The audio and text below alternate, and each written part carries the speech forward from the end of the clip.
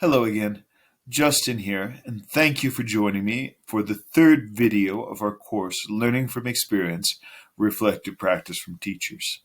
Now, if you recall, in the previous video, we were talking about the work of John Dewey. John Dewey had a lot of interesting ideas about reflection, and then he died. So while Dewey told us that reflection was rigorous, disciplined, and systematic, he never really established a system. So for a system that we're going to use on this course, I'm going to refer us to the book Experiential Learning by David Kolb, which was published in 1984. And what David Kolb came up with in this book is the idea that learning from experience is a cycle, or a circle, which I find to be a really interesting concept. So Kolb described the experiential learning cycle in this way.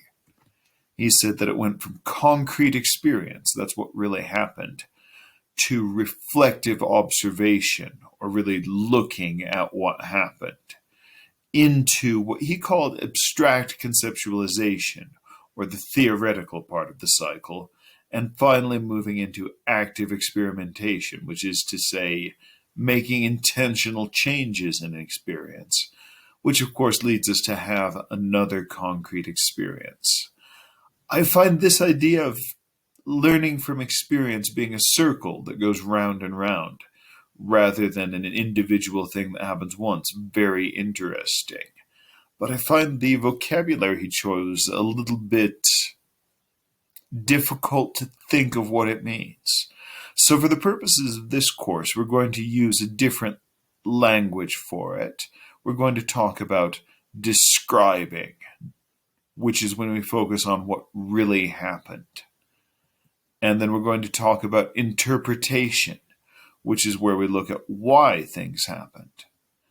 Generalization is when we form theories about teaching or about learning from an experience. And then planning actions is when we actively decide what we will do in the next experience. So I call it DIGPA. That's describing, interpreting, generalizing, and planning actions. And this is just an introduction to DIGPA. We will be looking at each stage of it, describing, interpreting, generalizing, and planning actions in more detail in the coming videos. So have a look at the task on this page, and I will see you in the Canvas forum. And thank you very much.